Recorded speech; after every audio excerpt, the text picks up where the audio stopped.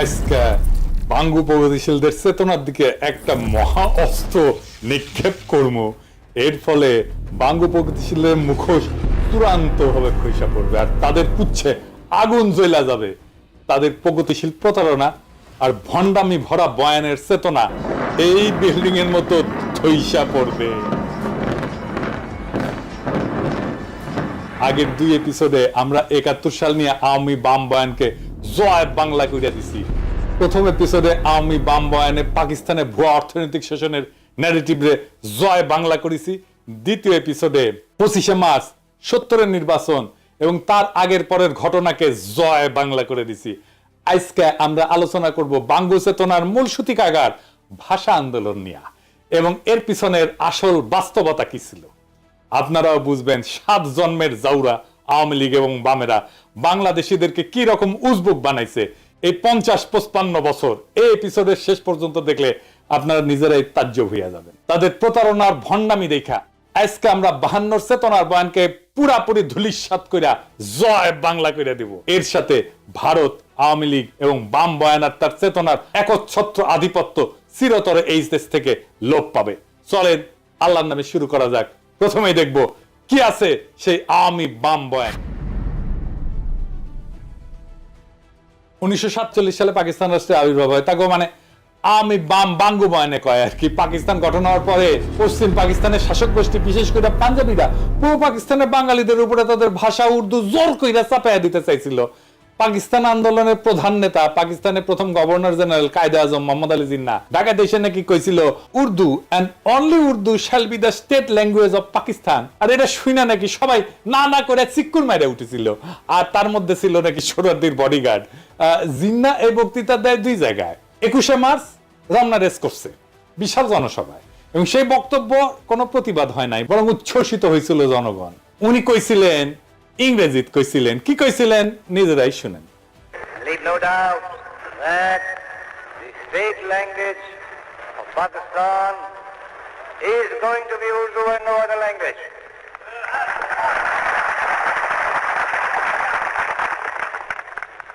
And anyone who tries to mislead you is really the enemy of Pakistan. Without a state language, no nation can remain tied up solidly together and prosper. Look at the history. Every government has got to have some state language. Therefore, so far as the state language is concerned, Pakistan's state language shall be Urdu. ইংরেজিতে কইছিলেন, এটা ঠিকই কইছিলেন বলে বাঙ্গু প্রগতিশীলদের ধরে নেওয়া উচিত ছিল, তাই না? বাংলা এটা ছিল এরকম। এই কথা আপনাদের খুব স্পষ্ট করে বলতে চাই, পাকিস্তানের রাষ্ট্রভাষা হবে উর্দু এবং অন্য কোনো ভাষা না। যে আপনাদের ভুল পথে চালানোর চেষ্টা করবে সে পাকিস্তানের শত্রু। কিন্তু আপনি এটা কোথাও দেখবেন না। 24শে মার্চ কার্জন হলে তিনি একই রকম কথা বলছিলেন। শোনা যায় এইখানে বাঙ্গু প্রগতিশীলরা না না কইরা উঠেছিল। এটা একটা সিনেমাটিক প্রচার আছে, কিন্তু কোনো অরিজিনাল ফুটেজ এখনো পর্যন্ত কেউ দেখে নাই। অবাক লাগে না আপনাদের? আসলে বক্তব্য দেওয়ার টাইমে না না করেছিল কিনা আমার সন্দেহ হয়, তাই সেটা দেখাতে পারতেছি না, তাই সিনেমা থেকে দেখাই। হ্যাঁ দেখেন। But the new nation of Pakistan will have one national language, Urdu. এখন বাঙ্গু প্রগতিশীলরা কি কয়, কেন উর্দুকে পাকিস্তানের রাষ্ট্রভাষা করতে চাইছিল? তারা বলে বাঙালিরা যেন চিরকাল পাঞ্জাবিদের অধীনে থাকে, এর ফলে নাকি তাদের শোষণ করতে সুবিধা হবে। পাকিস্তানের শোষণের বয়ান আগের ভিডিও জয় বাংলা করেছি না এটা। এছাড়া তা কয় যে এটা হলো চাকরি শিক্ষা সব জায়গায় বাঙালিরা পিছায় পড়বে। সবচেয়ে ভয়াবহ ব্যাপার যেটা হবে সেটা হইতেছে বাঙালিরা নাকি নিজেদের মাতৃভাষা ভুলে যাবে। সে ভাষায় কথা বলতে পারবে না, মায়ের কোলে বসে ছড়া শুনতে পারবে না। আর এই বয়ান নিয়ে বাঙ্গু প্রগতিশীলরা অনেকগুলো গান লিখেছে, তার মধ্যে অন্যতম বিখ্যাত গান হইতেছে ওরা আমার মুখের ভাষা কাইরা নিতে চায়, তারা কথায় কথায় শিকল পরায় মোদের হাতে পায়। কি অদ্ভুত একটা গান। প্রত্যেক 21শে ফেব্রুয়ারিতে বিভিন্ন জায়গায় স্কুল কলেজে সাংস্কৃতিক প্রোগ্রামে গান বাজানো হয়। এই গান হইতেছে প্রগতিশীলদের কাছে অনেকটা সোহরাওয়ার্দীর বডিগার্ডের 7ই মার্চের ভাষণের মতো। এই গান না বাজাইলে তাদের চেতনা পরিপূর্ণ হয় না। এবার আসেন এই গান আমরা বিশ্লেষণ করি, একে একে চোখে আঙুল দিয়ে দেখাই দিই। পুরা বাঙ্গু বয়ানকে জয় বাংলা করবো আজকে ইনশাল্লাহ। সবার প্রথমে যে কথা উঠে আসে সেটা হইলো ওরা আমার মুখের ভাষা কাইরা নিতে চায়। এটা তো সম্পূর্ণ মিথ্যা বানাওয়াটমূলক একটা অপপ্রচার। এখানে ওরা বলতে পশ্চিমা শাসক গোষ্ঠী অথবা পাঞ্জাবিদেরকে বোঝানো হয়েছে, তাই না? প্রথম পয়েন্ট হইতেছে কায়েদ আজম জিন্নাহ যে ঘোষণা দিছিলেন সেটা হইতেছে পাকিস্তানের সংবিধানে অফিসিয়াল ভাষা বা স্টেট ল্যাঙ্গুয়েজ কি হবে, রাষ্ট্রভাষা কি হবে, রাষ্ট্রভাষা কি হবে। কারণ মাতৃভাষা নিয়ে সেই ভাষণে কোনো আলোচনা হয় নাই, তাই না? মাতৃভাষার অফিসিয়াল ল্যাঙ্গুয়েজ দুইটা ভিন্ন জিনিস।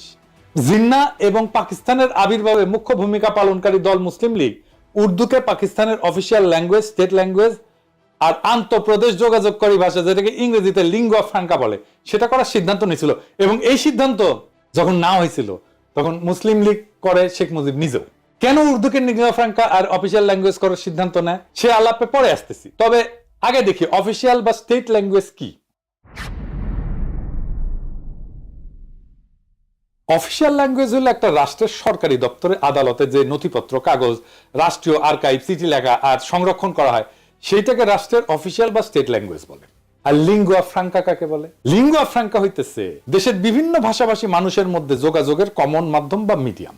একটা দেশে বিভিন্ন ভাষার মানুষ বাস করতে পারে, যেমন ধরেন সোভিয়েত ইউনিয়ন, বহু জাতি বাস করত, Russian, Ukrainian, Georgian, Armenian, Kazakh, Tajik, Bashkir, Turkmen, Latvian, এরকম 15টা ভাষা গোষ্ঠী ছিল, বড় বড় ভাষা গোষ্ঠী। এর প্রত্যেকটা এখন আলাদা আলাদা দেশ হয়ে গেছে এবং আরো শত শত ক্ষুদ্র ভাষা গোষ্ঠীর মানুষ ছিল সোভিয়েত ইউনিয়নে। তো এদের মধ্যে লিঙ্গুয়া ফ্রাঙ্কা ছিল রাশিয়ান, আর সোভিয়েত ইউনিয়নের অফিসিয়াল ভাষাও ছিল রাশিয়ান। তো বাঙ্গ প্রগতিশীলদের ভারত মাতা তো এক গাদা জাতিগোষ্ঠী আছে না, তো ভারত মাতার ব্যাপারে আসতেছি। কারণ আসল কথা হইতেছে অফিসিয়াল ল্যাঙ্গুয়েজের সাথে নিজের মাতৃভাষা, একটা এলাকার কথ্য ভাষা বিলুপ্ত হয়ে যাওয়ার কোনো সম্পর্কই নাই, থাকতে পারে না। এটা খুব অদ্ভুত এবং স্থূল একটা দাবি, নিতান্তই হাস্যকর। কিরকম হাস্যকর দেখবেন, আমাকে বাংলাদেশের উদাহরণ দিয়ে শুরু করি।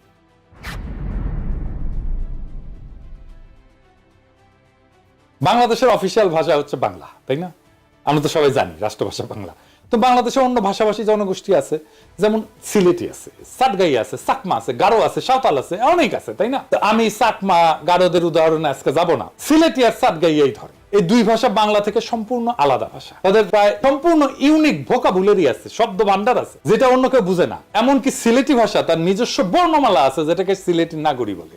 একজন সাধারণ বাংলাভাষী মানুষের পক্ষে সিলেটি বা তাটগাইয়া ভাষা বোঝা অসম্ভব, কারণ তাদের ভোকাবুলারি বা শব্দকোষ প্রায় সম্পূর্ণ ভিন্ন। কারণ ঠান্ডা মাথায় ভেবে দেখেন তো, বাংলাকে অফিসিয়াল ভাষা করার ফলে কি সিলেটি বা চিটাগাং এর মানুষ কি তাদের কথ্য ভাষা বা মাতৃভাষা ভুলে গেছে? না, যায় নাই। কেন যাবে? আশ্চর্য কথা। এটা তো কত উদ্ভট একটা দাবি, সেটা কল্পনা করলেও হাসি লাগে।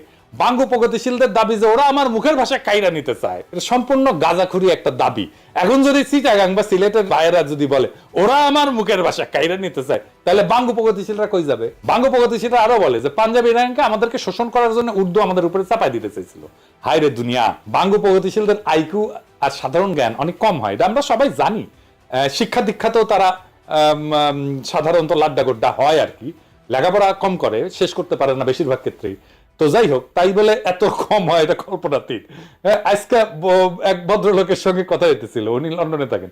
তো ওনারে কইলাম যে এই বাঙ্গ প্রগতিশীলদের এত আপনারা পাত্তা দেন, বলেন তো দুনিয়ার কোন দেশে, বড় শহরে, কোন শহরে একজন সো কল্ড বাঙ্গ প্রগতিশীল, একজন সাকসেসফুল প্রফেশনাল, ভালো চাকরি বাকরি করে, প্রফেশনালি এক্সট্রিমলি সাকসেসফুল, সমাজের মানুষ তাকে চেনে, নোটিস করে, মানে সমাজে তার প্রভাব আছে?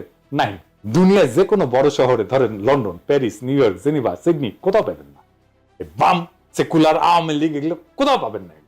আহম্মকের দল এটাই জানে না যে পাঞ্জাবিদের নিজেদের মাতৃভাষা বা কথ্য ভাষা উর্দু না, তাদের কথ্য ভাষা হচ্ছে পাঞ্জাবি। পাঞ্জাবি ভাষা হিন্দুস্তানি বা উর্দু থেকে সম্পূর্ণ আলাদা একটা ভাষা। শুনেন, ਚਾਨਣ ਘਟ ਰਿਹਾ ਸੀ, ਹਨੇਰੇ ਦੀ ਆਮਦ ਦੇ ਨਿਸ਼ਾਨ ਪ੍ਰਗਟ ਹੋ ਰਹੇ ਸੀ ਤੇ ਕਹਿੰਦੇ ਆ ਲੋਕਾਂ 'ਚ ਹਾਹਾਕਾਰ। এটা হইতেছে পাঞ্জাবি। কি বুঝতে পারলেন যে এটা যে উর্দু না, এটা যে হিন্দি না? শুধু তাই না, পাকিস্তানের সীমান্ত প্রদেশের পশতুনদের মাতৃভাষা হচ্ছে পশতু, সিন্ধুর ভাষা সিন্ধি, বেলুচিস্তানের ভাষা বালুচ। এই সমস্ত প্রত্যেকটা ভাষা আলাদা আলাদা। কেউ কি নিজেদের ভাষা ভুলে গেছে উর্দুকে অফিসিয়াল ল্যাঙ্গুয়েজ করার ফলে? কারো কি ভাষা কায়দা না হয়েছে? পুরো দাবিটা এত বোগাস, এটাকে যে লজিক দিয়া, যুক্তি দিয়া ভ্রান্ত প্রমাণ করা লাগতেছে, সেটা ভাবতে অবাক লাগে। ধরে নিলাম পাঞ্জাবিরা আমাদের শোষণ করতে চায়, তাহলে তো তারা পাঞ্জাবিকে রাষ্ট্রভাষা করার ঘোষণা দিত, উর্দুকে না, তাই না? জিন্নার জন্ম সিন্ধুর করাচি শহরে। উনার দাদা গুজরাটের অধিবাসী, তাদের কথ্য ভাষা গুজরাটি ছিল। মোহাম্মদ আলী জিন্নাকে ছোটবেলাতে ইংল্যান্ডে চলে যাওয়ার ফলে ইংলিশে বেশি স্বাচ্ছন্দ্য বোধ করতেন উনি, এবং সেই ভাষাতেই কথা বলতেন। ধরে নিলাম যে উনার নিজের ভাষা আমাদের উপরে চাপাই দিতে চাইতেছিলেন। তাই যদি হইতো তাহলে উনি গুজরাটিকে পাকিস্তানের একমাত্র রাষ্ট্রভাষা করার ঘোষণা করতেন, উর্দুকে না, তাই না? জেনারেল আইয়ুব খান উনি সীমান্ত প্রদেশের মানুষ ছিলেন, জন্ম সীমান্ত প্রদেশের হরিপুর জেলা রেহানা নামের একটা গ্রামে। তো আপনার রেহানা নাম শোনেন না, এটা কিন্তু এই গ্রাম থেকে আসছে। ওনাদের মাতৃভাষা অন্য পাঠানদের পশতুদের চেয়ে আলাদা ছিল। ওনার মাতৃভাষা ছিল হিন্দকো। ইয়াহিয়া খান ছিলেন কিজিলভাস, এর মাতৃভাষা ছিল ফার্সি বা যেটা ইরানের ভাষা। পাকিস্তানে আইয়ুব খানের পর সেনাপ্রধান ছিলেন মুসা খান, উনি ছিলেন হাজারা সম্প্রদায়ের লোক, ওনার ভাষা ছিল হাজারা। মোহাম্মদ আলী জিন্নাহ, আইয়ুব খান, মুসা খান, ইয়াহিয়া খান এরা সবাই মাইনরিটি জাতির সদস্য ছিল, মানে মুসলমান পাকিস্তানেরও মাইনরিটি জাতির সদস্য। জুলফিকার আলী ভুট্টো ছিলেন সিন্ধু প্রদেশের লারকানার মানুষ, আর মাতৃভাষা ছিল সিন্ধি। কেউই বাঙ্গুদের কল্পিত পাঞ্জাবি শোষক ছিলেন না। আমি একটা জিনিস বুঝি না, বাঙ্গুরা সব জায়গায় তো পাঞ্জাবি শোষক কই থেকে পায়? আরে সামারগিরি করে ভুয়া বয়ান বানাবু যাইনা শুনে গোজা মিল দিয়া বানা, এর গোজা দেয় কিন্তু মিলে না। এরপর আবার বালসুনের মতো লেজে গবরে একখান বয়ান বানায়, জাতিকে সেটা গিলায় আজীবন তাদের অন্ধ করে রাখার স্বপ্ন দেখি। 47 থেকে 71 পর্যন্ত পাকিস্তানে যতগুলা প্রধান বিচারপতি ছিল, একজনের মাতৃভাষা উর্দু ছিল না। সবাই 5 জন ছিল মোট, এর মধ্যে 2 জন ছিল বাঙালি। তাদের নাম বলি, মিয়া আব্দুল রশিদ পাঞ্জাবি ছিল, মোহাম্মদ মুনির পাঠান ছিল, এআর কর্নেলিয়াস উনি অ্যাংলো ইন্ডিয়ান ছিলেন, ফজল আকবর বাঙালি ছিলেন, হামুদুর রহমান বাঙালি ছিলেন। বিভিন্ন গুরুত্বপূর্ণ ব্যক্তিদের মধ্যে কালে ভদ্রে 2-1টা পাঞ্জাবি নাম পাওয়া যায়, কিন্তু সবাই বিভিন্ন জাতের মানুষ, অনেকেই মাইনরিটি জাতের মানুষ। এদের কারো তো কোনো সমস্যা হইলো না উর্দুকে অফিসিয়াল ল্যাঙ্গুয়েজ করার ফলে, কেউ তো বোঝার দাবি তুললো না, ওরা আমার মুখের ভাষা কাইরা নিতে চায়। এদের কারো তো চাকরি বাকরি পাইতে, শিক্ষিত হইতে, রাজনীতি করতে কোনো অসুবিধা হয় নাই। যত অসুবিধা বাঙ্গু প্রগতিশীলদের। বাঙ্গু প্রগতিশীলরা যে কত বড় সামারের সামার, বাটপারের বাটপার, সেটা দেখতে পারবেন। আসেন এবার গানের আর বাঙ্গু বয়ানের আর একটা দাবি নিয়ে। উর্দুকে রাষ্ট্রভাষা করা হলে নাকি বাংলাদেশি বয়াতিদের নাইসা নাইসা গান গাওয়া বন্ধ হয়ে যাবে।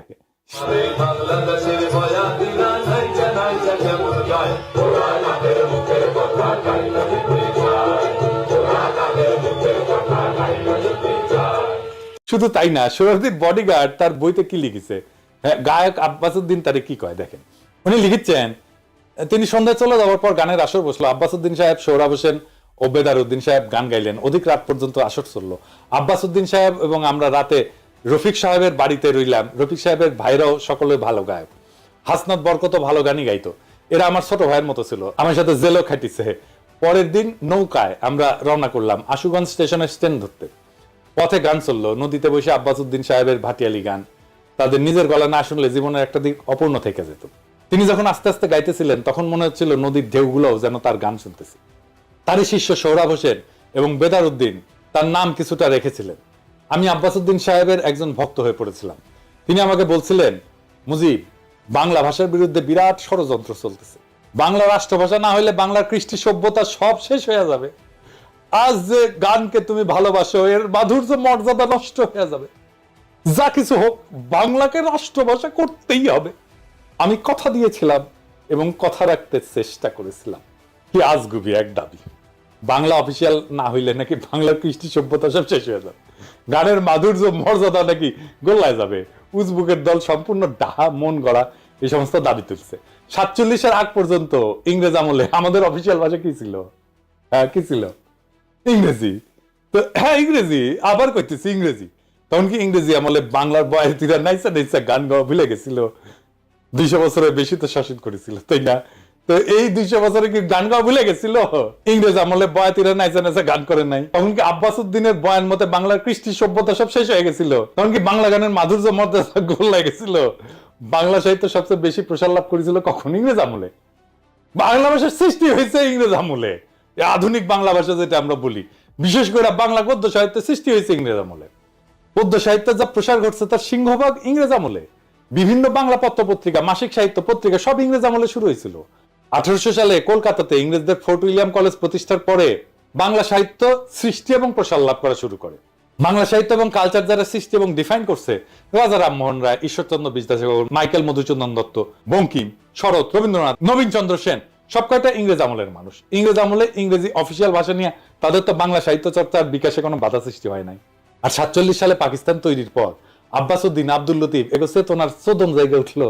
47-এর আগে আব্বাসউদ্দিন লতিফেরা গান করে নাই, ওদের কাছে গানের মাধুর্য তখন গোল্লায় যায় নাই। পাকিস্তান উর্দুকে অফিসিয়াল ভাষা করতে গেল, চেতনা জায়গায় উঠলো। উর্দুর ইতিহাস নিয়ে একটু পরে আসতেছি।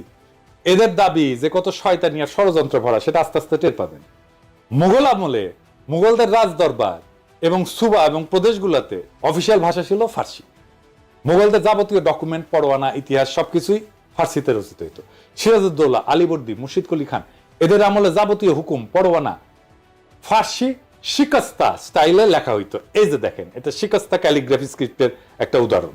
পলাশী যুদ্ধের পর ইংরেজরা প্রথম 80 বছর, মানে 1757 থেকে শুরু করে 1837 সাল পর্যন্ত মুঘলদের ফার্সিকে অফিসিয়াল ভাষা হিসেবে বহাল রাখে। সেই সময় তাদের যাবতীয় অফিসিয়াল ডকুমেন্ট, খাজনার হিসাব ইত্যাদি ফার্সিতেই লেখা হইতো। ইংরেজ সাহেবদের বিভিন্ন চিঠি, আদেশ, পরোয়ানা ইত্যাদি তাদের দেশীয় সেক্রেটারিরা ফার্সিতে লিখে কম্পোজ করে দিত।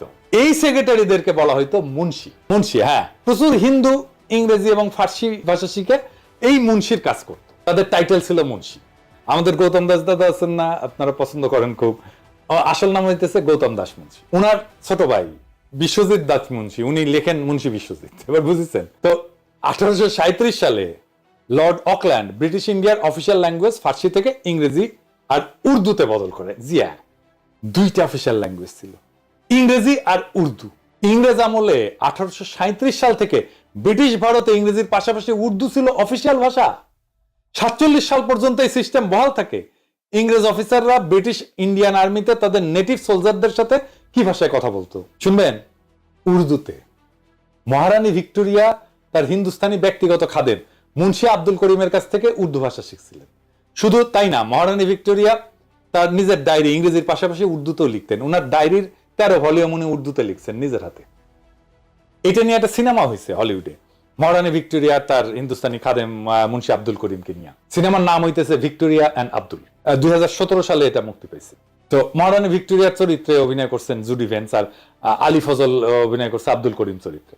কাজেই ইংরেজ আমলে 47 পর্যন্ত রবীন্দ্রনাথ, শরৎ, বঙ্কিম, ঈশ্বরচন্দ্র এরা সাহিত্য চর্চা করতে পারবে, কাব্য রচনা করতে পারবে, মাসিক পত্রিকা ব্যয় করতে পারবে, বাংলাদেশের বয়াতিরা নাইচা নাইচা গান গাইতে পারবে, তাতে কোনো অসঙ্গতি নাই। কিন্তু 47 সালে পাকিস্তান হওয়ার পর পাকিস্তানের অফিসিয়াল ভাষা উর্দু করতে গেলে বাঙ্গ প্রগতিশীলদের পাছায় আগুন ধরে গেল। এবার গানের অন্য অংশে আসি।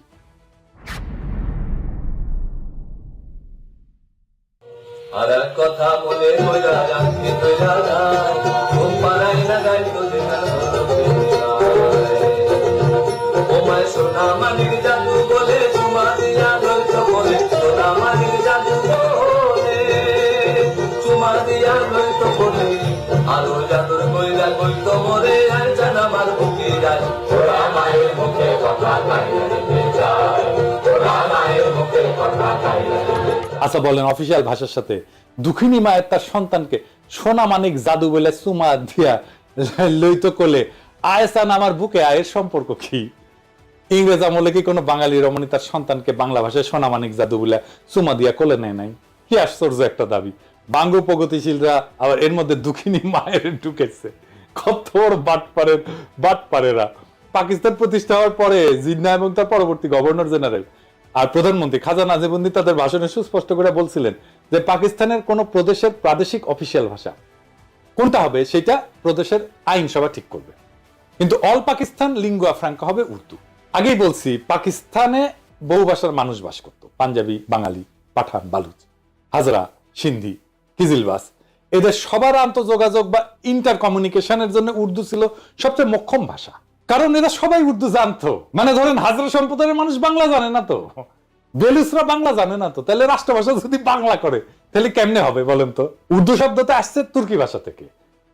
মূল তুর্কি শব্দটা ছিল অর্দু, যার অর্থ হচ্ছে সেনাবাহিনী বা সামরিক শিবির বা ক্যাম্প। এই অর্দু শব্দটা পরবর্তীতে ফার্সি, তারপরে উর্দুতে এসে দাঁড়ায় জাবানি উর্দু, অর্থাৎ সেনাবাহিনীর ভাষা। এই উর্দু থেকেই উর্দি মানে সেনাবাহিনীর পোশাক শব্দটা আসছে। কেন উর্দু? এর জন্য অল্প একটু ইতিহাস বলি, শোনেন, ভালো লাগবে আপনাদের।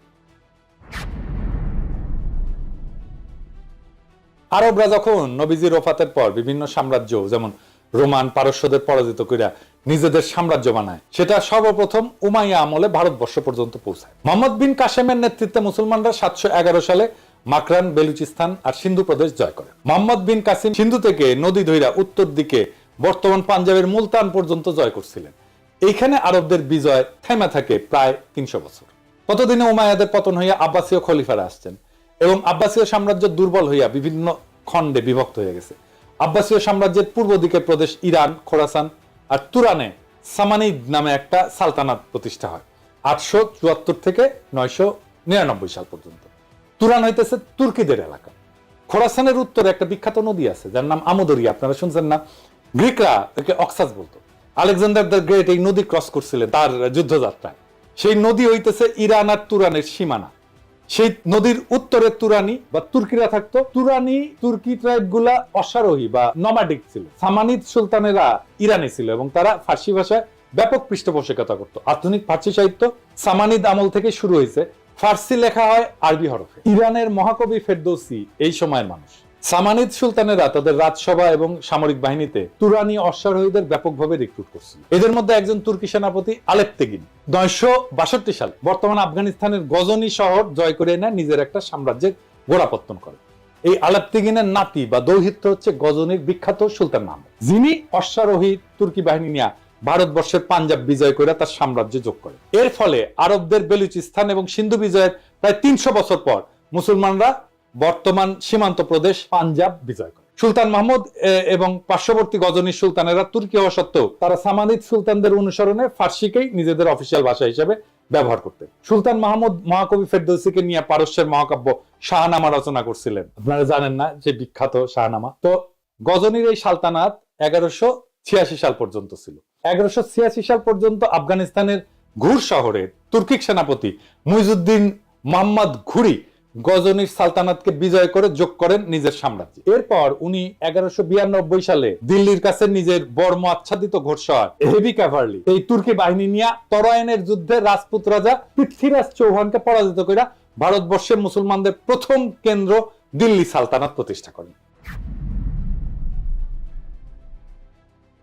এই সময়ে দিল্লি সালতানাতে তুর্কি, আফগান, ইরানি এই সমস্ত মুসলিম জাতি সেনা হিসেবে দলে দলে যোগ দেয়, কিন্তু তারা অফিসিয়াল ভাষা হিসেবে তাদের আগের গজনীর সুলতান মাহমুদ এবং সামানিদদের অনুসরণে ফার্সিকেই বহাল রাখে। ভারতবর্ষে মুসলিম শাসনের সূচনা হয় দিল্লি সালতানাতের মধ্য দিয়ে। এরপরে আস্তে আস্তে মুঘল বাদশাহ আওরঙ্গজেবের সময় প্রায় পুরো ভারতবর্ষ মুঘলদের অধীনে আসে। মুঘলরাও ফার্সির ব্যবহার জারি রাখে। দিল্লি ছিল সালতানাতের রাজধানী বা কেন্দ্রবিন্দু। দিল্লির আশেপাশের এলাকায় খারি বলি নামে একটা ভাষা প্রচলন ছিল। এত জাতের মুসলিম দিল্লিতে সেটেল করার ফলে তারা এই খারি বলি ভাষা ব্যবহার শুরু করে। এর মধ্যে যুক্ত হয় অসংখ্য ফার্সি আর আরবি শব্দ, মানে যেগুলো ধার করা শব্দ। আমাদের বাংলাতে অসংখ্য ধার করা শব্দ আছে। খারবলি আর ফার্সি এই দুইটা মিলে তৈরি হয় উর্দু ভাষা। একে হিন্দুস্তানি ভাষাও বলা হয়, কারণ এটার উৎপত্তি হিন্দুস্তানে দিল্লি সালতানাতের সময়। দিল্লি সালতানাতের আমলে 1300 শতকে বিখ্যাত কবি আমির খসরু, যাকে ভারতের তোতাপাখি বলা হয়, উনি এই উর্দু ভাষায় সাহিত্য রচনা করেন এবং তাকে উর্দু সাহিত্যের জনক বলা হয়। এই উর্দু ভাষাকে ফার্সি আরবি হরফেই লেখা হতো স্বাভাবিকভাবেই, কারণ যারা শিক্ষিত, যারা এই সাহিত্য রচনা করতেন, তারা অলরেডি সেই হরফের রাষ্ট্রীয় কাজে ফার্সিতে ব্যবহার করতেন। এখন হিন্দুস্তানে বিভিন্ন জাতের মুসলমানদের সমাগম ঘটে। ইরানি, তুরানি, আফগান, পাঠান, তাজিক, উজবেক, হাজরা ইত্যাদি। ভারতবর্ষের মুসলমানদের সেনা সামরিতে এরকম অনেক জাতের ঘোড়সওয়ার সৈন্য সেনাপতির সমাগম হইতো। তারা এই হিন্দুস্তানি ভাষায় নিজেদের মধ্যে কমিউনিকেশন করতেন। এই জন্য এই ভাষার নাম হয়েছে উর্দু বা ক্যাম। বোঝা গেছে? মুঘল বাদশাহ জাহাঙ্গীর, শাহজাহান, আওরঙ্গজেব থেকে শুরু করে বাহাদুর শাহ জাফর পর্যন্ত সবার মাতৃভাষা ছিল উর্দু। শেষ বাদশাহ বাহাদুর শাহ জাফর উর্দুতে একজন উৎকৃষ্ট কবিও ছিলেন। মুসলমানরা যখন ডেকান বা হিন্দুস্তানের দক্ষিণে নর্মদা নদীর বিন্ধ্য পর্বতমালার দক্ষিণে নিজেদের সালতানাত এক্সপ্যান্ড করে, সেই ডেক্কানেও মুসলমানরা লিঙ্গুয়া ফ্রাঙ্কা হিসেবে উর্দু ব্যবহার করে। দক্ষিণের উর্দুতে তামিল, তেলেগু থেকে অনেকগুলো ধার করা শব্দ আছে, এই জন্য সেটাকে দক্ষিণী উর্দু বলা হয়। কিন্তু হায়দ্রাবাদের নিজামরা যাতে তুর্কি হইলেও তারা হায়দ্রাবাদে উর্দুতেই কথা বলতেন। এমনকি হায়দার আলী আর টিপু সুলতান সুদূর দক্ষিণে মহীশূর রাজ্যের পত্তন করলেও সেখানেও মুসলমানরা লিঙ্গুয়া ফ্রাঙ্কা হিসেবে উর্দু ব্যবহার করতেন। যেমন ভারতের তেলেঙ্গানা রাজ্য ডেকান বা দাক্ষিণাত্যের একটা রাজ্য। ডেকানের হিন্দুদের ভাষা উত্তর ভারত থেকে আলাদা। দক্ষিণ ভারতের হিন্দুরা উত্তর ভারতের হিন্দিতে কথা বলতে চায় না। তেলেঙ্গানার মূল আঞ্চলিক ভাষা তেলেগু। সেই তেলেঙ্গানার মুসলমানরাও উর্দুকে নিজেদের লিঙ্গুয়া ফ্রাঙ্কা হিসেবে ব্যবহার করে। এই যে দেখেন, তেলেঙ্গানার রাজধানী শহর হায়দ্রাবাদের এমপি আসাদুদ্দিন ওয়াইসি উর্দুতে বলা কথা আর ভাষণ। तरीके से उसको तरतीब दी गई कि अक्सरती तबके के लोग जीत जाएं और मुस्लिम अकलियत के लोग कामयाब होने में बड़ी मुश्किलात पेश आए। इसीलिए 2007 में सच्चर कमेटी ने कहा था, सिफारिशात में कहा कि अब जब हदबंदी होगी तो माकूल तरीके से बनाए जाए ताकि मुसलमान पार्लियामेंट और असेंबली के इलेक्शन जीत सके। পুরা উপমহাদেশে পাঠান, পাঞ্জাবি, সিন্ধি, উত্তরপ্রদেশ, হায়দ্রাবাদ, কর্ণাটক, দক্ষিণী সব জাতের মুসলমান উর্দুকে লিঙ্গুয়া ফ্রাঙ্কা হিসেবে ব্যবহার করে। কারো কারো মধ্যে কোনো কুরকুরানি কিন্তু হয় নাই। এক বিচিত্র উদ্ভট কারণে আওয়ামী ভারতীয় প্রোপাগান্ডায় বিশাল উপমহাদেশের বিভিন্ন জাতের মুসলমানদের মধ্যে শুধু পূর্ব বাংলার বাঙালিদেরকে উর্দুতে ঘৃণা করা শিখাইতে সক্ষম হয়েছে। কিন্তু হিন্দু আর্যদের সংস্কৃত ভাষা থেকে শব্দ নিয়ে উর্দু ভাষাকে হিন্দিতে রূপান্তর করার পর সেই হিন্দিকে আবার এইসব বাঙ্গ প্রগতিশীলদের কাছে জনপ্রিয় করছে। এই দেখেন আমগের ট্যাঙ্ক ড্যান্সার আজকাল পুলিশের ভ্যানে লাথি গুতা খাওয়া আসানুল লকিনু ক্যাঙ্গে করে হিন্দি করছে, শুনে। 71 सन का मुक्तियुद्ध में पाकिस्तान हमका विरुद्ध था एवं पाकिस्तान हमका साथ लड़ाई किया था।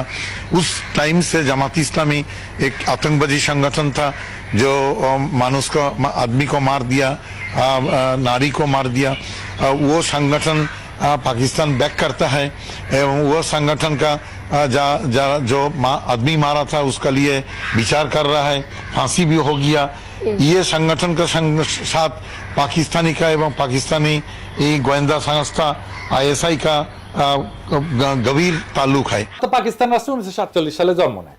ভারতবর্ষে মুসলমানদের দিল্লি সালতানাত মোগল সালতানাতের উত্তরসূরি হিসেবে। স্বাভাবিকভাবেই মুসলিম সালতানাতের হেরিটেজ হিসেবে উর্দুকে পাকিস্তানের বহু ভাষাভাষী মানুষের মধ্যে লিঙ্গুয়া ফ্রাঙ্কা আর অফিসিয়াল ল্যাঙ্গুয়েজ হিসেবে নির্ধারণ করা হবে, এটা খুব স্বাভাবিক। ভারতবর্ষে মুসলমানদের সালতানাতের ইতিহাসের সাথে যারা পরিচিত তাদের কাছে এটাই ন্যাচারাল।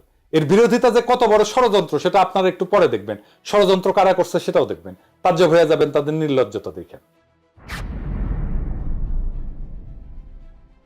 আধুনিক হিন্দি ভাষার আবির্ভাব ঘটে 19 শতকের শেষে এবং 20 শতকে।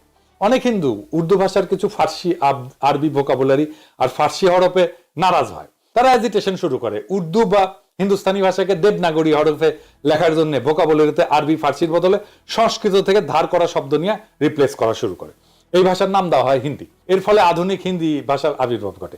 হিন্দু ভারতে শুধুমাত্র হিন্দিকে এই লিঙ্গুয়া ফ্রাঙ্কা বা অনলি ন্যাশনাল ল্যাঙ্গুয়েজ হিসেবে কেন্দ্রে অফিসিয়াল ল্যাঙ্গুয়েজ হিসেবে গণ্য করা হয়। ভারতের রাজ্য পর্যায়ে বিভিন্ন ভাষা ওই রাজ্যে অফিসিয়াল কাজে ব্যবহার করা হয়। পাকিস্তানে যে প্রস্তাব জিন্না করছিল এবং খাজা নাজিমুদ্দিন উভয় দিছিলেন, আগেই বলছি আপনাদেরকে, এটা আমার কথা না, এক এক করে আপনাদের রেফারেন্স দেখাচ্ছি। ভারতের সংবিধানে আর্টিকেল 343 দেখেন, স্পষ্ট ভাষায় লেখা আছে official language of the union shall be Hindi in Devanagari script. সাথে কিছুদিনের জন্য ইংরেজিকে রাখছে যতদিন না মানুষ হিন্দি শেখে। সারা ভারতে সেটা প্রচলিত হয়। এরপর ভারতের সুপ্রিম কোর্টের এই রায় দেখেন, ভারতের সুপ্রিম কোর্ট হিন্দিকে ন্যাশনাল ল্যাঙ্গুয়েজ হিসেবে রায় দিছে। রায় বলা আছে এইটা ইংরেজি যেহেতু কইছে ঠিকই কইছে, এটা বাংলায় করলে হয়। ভারত অনেক রকম মানুষের দেশ, এখানে হিন্দি জাতীয় ভাষা। তাই আশা করা হয় যে যেসব সাক্ষীকে আবেদনকারী মানে উত্তরপ্রদেশের ট্রাইব্যুনালে নিয়ে আসবেন তারা হিন্দিতে কথা বলতে পারবেন এবং নিজেদের কথা বুঝিয়ে বলতে পারবেন। এরপর সংবিধানের 351 আর্টিকেল দেখেন, স্পষ্টভাবে লেখা আছে ভারতের কেন্দ্রের দায়িত্ব হচ্ছে হিন্দি ভাষার প্রসার ঘটানো, সাথে হিন্দি ভোকাবুলারি ক্রমান্বয়ে সংস্কৃত থেকে ধার করা শব্দ দিয়ে প্রতিস্থাপন করা। কই, ভারতের পশ্চিমবঙ্গে তো বাঙালি বাস করে। বাংলা সাহিত্য, কালচার, সংস্কৃতি বলতে যা বুঝি সেটার গোড়াপত্যন্ত ঘটে পশ্চিমবঙ্গের হিন্দু ভদ্রলোক, ব্রাহ্মণ, কায়স্থ, বৈদ্য এদের হাতে। তারটা একটা টু শব্দ পর্যন্ত করলো না যে ভারতে তাদের মুখের ভাষা কাইরা নিতে হইতেছে। তাদের দুঃখিনী মায়ের কি হবে, সোনা মানিক বলে আর বুকে টাইনা নিতে পারবে না। হিন্দিকে ভারতের কেন্দ্রে অফিসিয়াল ল্যাঙ্গুয়েজ করার ফলে কি তারা বাংলা ভুলে গেছে? এখনই কি আপনারা বুঝতেছেন না পূর্ব বাংলার কৃষিজীবী মুসলমানদের বলদ আর উজবুক পেয়া কত বড় খেলা খেলছে ভারতীয় শহর আর তাদের দোসরেরা? এবার দেখেন আরো খেলা আপনাদের কিভাবে বলদা পাইয়া খেলছে, একটু দেখায়। বাঙ্গু প্রগতিশীলরা রবীন্দ্রনাথ কইতে কইতে অজ্ঞান হয়ে ক্যাট হয়ে পড়ে যায়। এই যে কয়েকদিন আগে সঞ্জিতা খাতুন মারা গেল, তার লাশের পাশে রবীন্দ্রসঙ্গীত গাইলো, ভিডিও দেখেন।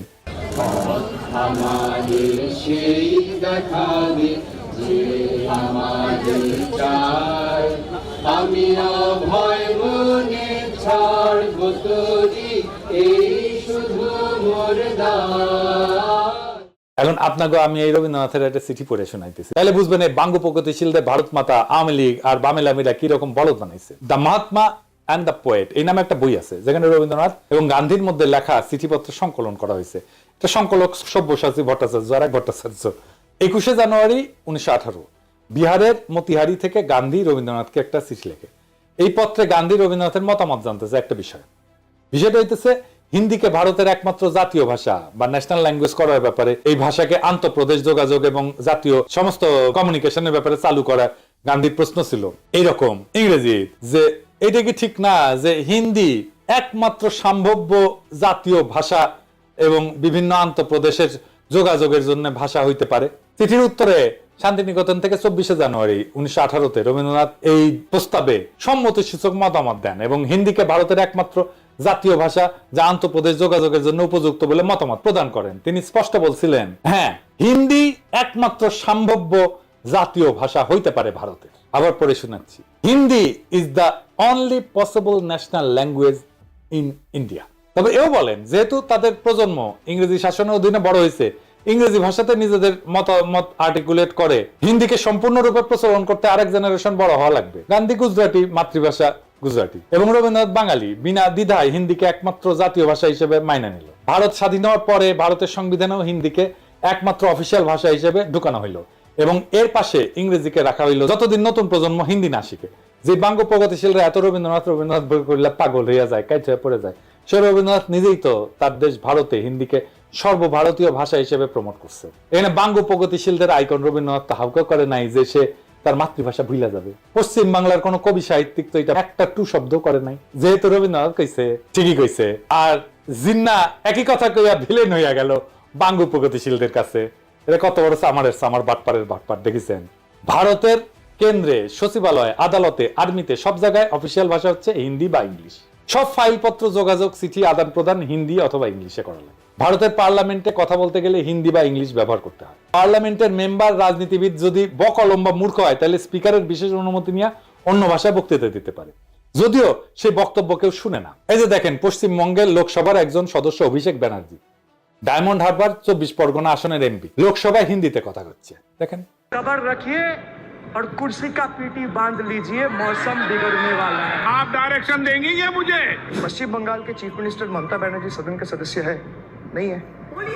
तो उन्होंने क्यों टिप्पणी किया? বাঙ্গু প্রগতিশীলরা তো ভারত মাতা শুইয়া কায়েত, এরা কিন্তু ভারত মাতার বিরুদ্ধে একটা টু শব্দ করবে না। আপনাদের কি আসলে বিশ্বাস হয় যেই সব 7 জন্মের জাউরাজ, আওয়ামী লীগ, সিপিবি, বামপন্থী বুদ্ধিজীবী সাহিত্যিক যেমন শাহরিয়ার কবির, কমিউনিস্ট মুনির চৌধুরী, যারা ভাষা আন্দোলন নিয়ে লাফাইছে, তারা কি এইটার জবাব দিতে পারবে যে যদি 47-এর দেশভাগ না হইয়া আমরা যদি অখণ্ড ভারতের অংশ হইতাম তাহলে কেন্দ্রে অফিসিয়াল ভাষা কি হইতো? হিন্দি হইতো তো, তাই না? তো তারা কি হিন্দি ব্যবহারের বিরুদ্ধে একটা টু শব্দ করতো? তারা তো তাদের গুরুদেব রবীন্দ্রনাথের আদেশ দেখে কাইট হয়ে পড়ে যেত। আসলে ওদের সবসময় উদ্দেশ্য ছিল ভারত মাতার এজেন্ডা বাস্তবায়ন করা।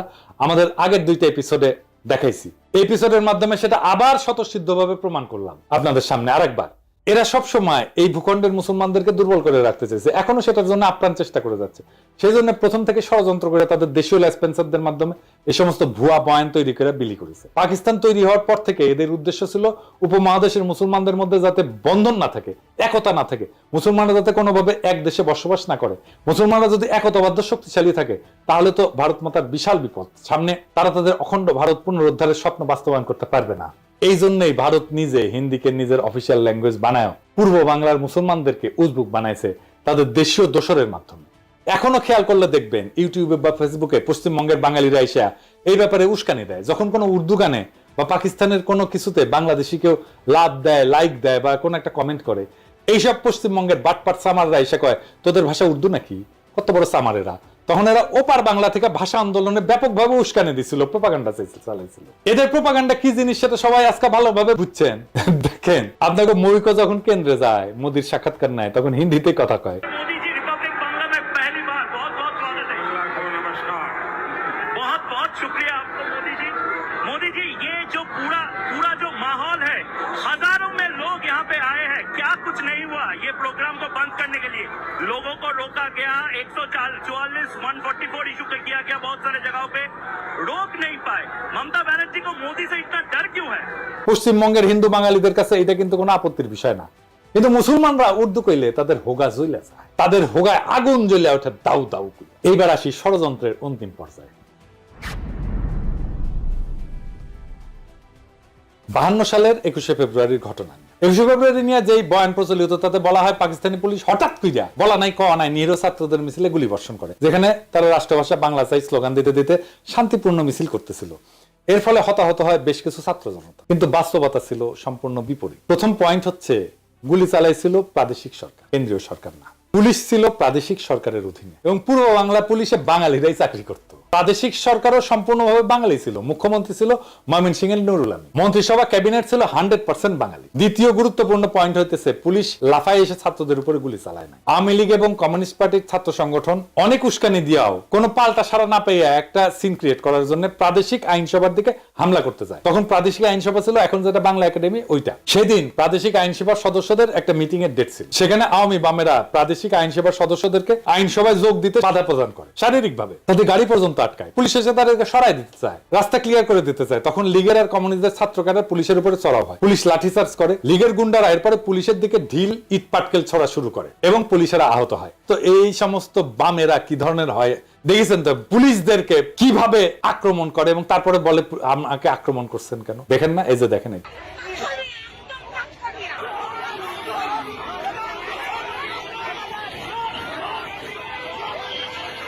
তখনকার পুলিশ তো আজকালকার মতো বডি আর্মার, হেলমেট টেলমেট এগুলো ছিল না। পুলিশ খালি হাফ প্যান্ট পরতো, শার্ট আর একটা ক্যাপ পরে থাকে। এই অবস্থায় যদি ইট পুলিশের কপালে লাগে তাই তো মারাত্মক ব্যাপার। এই অবস্থায় পুলিশ পরিস্থিতি নিয়ন্ত্রণে প্রথমে টিয়ার গ্যাস ছোড়ে, এরপর পরিস্থিতি আরো অবনতি ঘটে, লীগ আর বামেরা আরো চড়াও হয়। এইভাবে পরিস্থিতি অবনতি ঘটতে থাকলে পুলিশ সর্বশেষে গুলি চালায়। এই গোলাগুলিতে 4 থেকে 5 জনের মতো নিহত হয়। এই ঘটনা আসল বিবরণ প্রখ্যাত সাহিত্যিক, সাংবাদিক, সেই সময়ে সবচেয়ে বড় পত্রিকা দৈনিক আজাদের সম্পাদক আবুল কালাম শামসুদ্দিনের আত্মজীবনী অতীত দিনের স্মৃতিতে আছে। এই ঘটনাকে বিকৃত করে লীগ আর বামেরা কি অপপ্রচার চালাইছে সেটা আপনারা এখন কল্পনা করেন। আমি আবুল কালাম শামসুদ্দিনের বই থেকে একটু পড়ে শুনি। অবস্থা চরমে উঠল 1952 সালের 21 ফেব্রুয়ারি মোতাবেক 1357 সালের 8ই ফাল্গুন তারিখে। সেদিন ঢাকার স্কুল কলেজগুলিতে হরতাল ঘোষণা করা হয়েছিল এবং এক বিরাট ছাত্র মিছিল আইন পরিষদ ভবনের সম্মুখে যাওয়ার চেষ্টা করেছিল 144 ধারার নিষেধাজ্ঞা অমান্য করে। শোনা যায় পরিষদের অধিবেশনে যোগদানের উদ্দেশ্যে গমনকারী কয়েকজন মোটরাহি পরিষদ সদস্যকে নাকি ছাত্র মিছিলের তরফ থেকে পথে আটকাবার চেষ্টা করা হয়েছিল। এতেই গোলমাল পেকে ওঠে। পুলিশ বাধা দিতে চেষ্টা করে, ছাত্র মিছিলের উপরে পুলিশ নাকি লাঠিচার্জ করে এবং কিছু সংখ্যক বিক্ষোভকারীকে গ্রেপ্তারও করা হয়। ফলে উত্তেজনা আরো বৃদ্ধি পায় এবং জনতার পক্ষ থেকে নাকি পুলিশের উদ্দেশ্যে ঢিল ইত্যাদি ছোড়া হয়। ক্রমে অবস্থা একরূপ আয়ত্তের বাইরে চলে যায়। পুলিশ প্রথমে কাঁদনে গ্যাস এবং পরে বেপরোয়া গুলি বর্ষণ শুরু করে। ফলে জনতার বেশ কিছু সংখ্যক লোক হতাহত হয়। হতাহতের সংখ্যা কি ছিল এবং তাদের মধ্যে ছাত্রই বা কতজন ছিল সে সম্পর্কে নানা ধরনের কথা শোনা গিয়েছিল।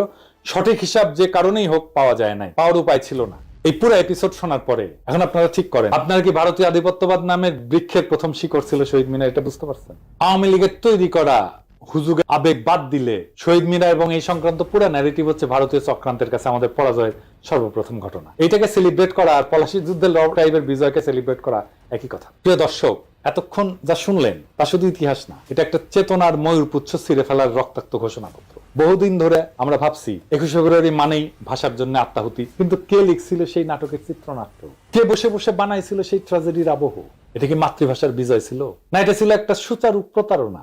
ভারতের প্রথম পেরেক ঠোকা আমাদের ভূখণ্ডের আত্মপরিচয়, আমাদের ঐতিহ্যে, আমাদের আত্মমর্যাদায়। ভাষার নামে চলা ষড়যন্ত্রের নোংরা স্ক্রিপ্ট আমরা আজকে ছিঁড়ে ছিঁড়ে ফেলে দিচ্ছি। আমরা সেই প্রজন্ম যারা আর হুজুগে শহীদ মিনারে খালি পায়ে শুধু গানই করতে যাব না, আমরা প্রশ্ন করব। আমরা সেই প্রজন্ম যারা জানে রাষ্ট্রভাষা আর মাতৃভাষার পার্থক্য কোথায়।